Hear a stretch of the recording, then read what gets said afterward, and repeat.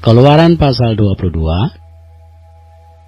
Apabila seseorang mencuri seekor lembu atau seekor domba dan membantainya atau menjualnya, maka ia harus membayar gantinya, yakni 5 ekor lembu ganti lembu itu dan 4 ekor domba ganti domba itu. Jika seorang pencuri kedapatan waktu membongkar dan dia dipukul orang sehingga mati, maka si pemukul tidak berhutang darah.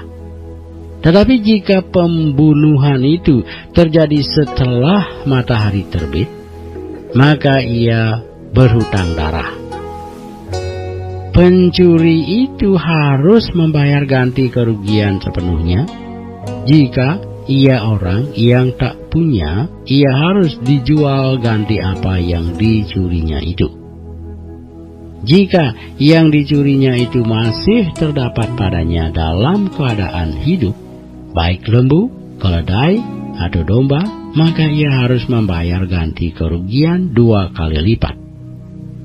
Apabila seseorang menggembalakan ternaknya di ladangnya atau di kebun anggurnya dan ternak itu dibiarkannya berjalan lepas, sehingga makan habis ladang orang lain, maka ia harus memberikan hasil yang terbaik dari ladangnya sendiri atau hasil yang terbaik dari kebun anggurnya sebagai ganti kerugian.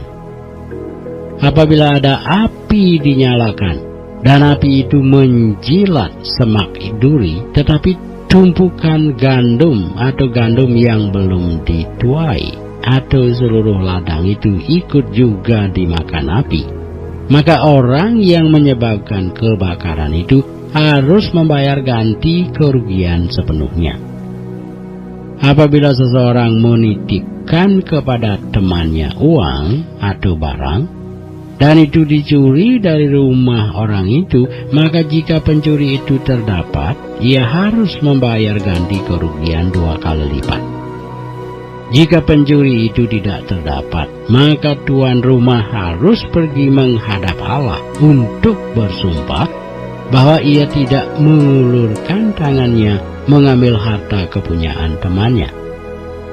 Dalam tiap-tiap perkara pertengkaran harta, baik tentang seekor lembu, tentang seekor keledai, tentang seekor domba, tentang sehelai pakaian, baik tentang barang apapun yang kehilangan, kalau seorang mengatakan inilah kepunyaanku, maka perkara kedua orang itu harus dibawa ke hadapan Allah. Siapa yang dipersalahkan oleh Allah haruslah membayar kepada temannya ganti kerugian 2 kali lipat.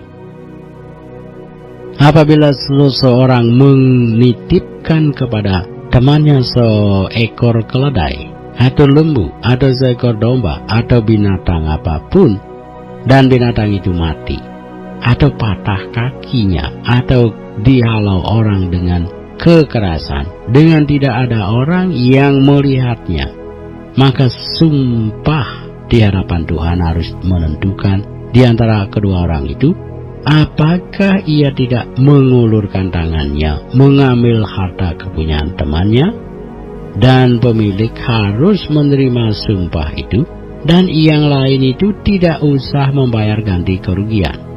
Tetapi jika binatang itu benar-benar dicuri orang daripadanya, maka ia harus membayar ganti kerugian kepada pemilik.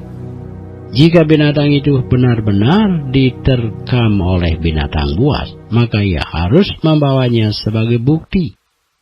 Tidak usah ia membayar ganti binatang yang diterkam itu. Apabila seseorang meminjam seekor binatang dari temannya, dan binatang itu patah kakinya atau mati ketika pemiliknya tidak ada di situ, maka ia harus membayar ganti kerugian sepenuhnya. Tetapi jika pemiliknya ada di situ, maka tidak usahlah ia membayar ganti kerugian. Jika binatang itu disewa, maka kerugian itu telah termasuk dalam sewa. Apabila seseorang membujuk seorang anak perawan yang belum bertunangan dan tidur dengan dia, maka haruslah ia mengambilnya menjadi istrinya dengan membayar mas kawin. Jika ayah perempuan itu sungguh-sungguh menolak memberikannya kepadanya, maka ia harus juga membayar perak itu sepenuhnya, sebanyak mas kawin anak perawan. Seorang ahli sihir perempuan janganlah engkau biarkan hidup.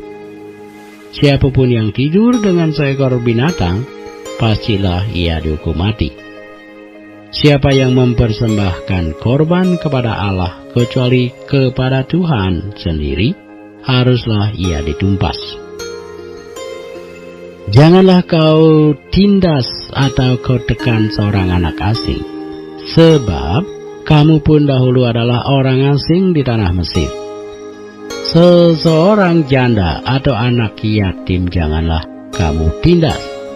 Jika engkau memang menindas mereka ini, tentulah aku akan mendengarkan seruan mereka. Jika mereka berseru-seru kepadaku dengan nyaring, maka murkaku akan bangkit dan aku akan membunuh kamu dengan pedang, sehingga istri-istrimu menjadi janda dan anak-anakmu menjadi yatim.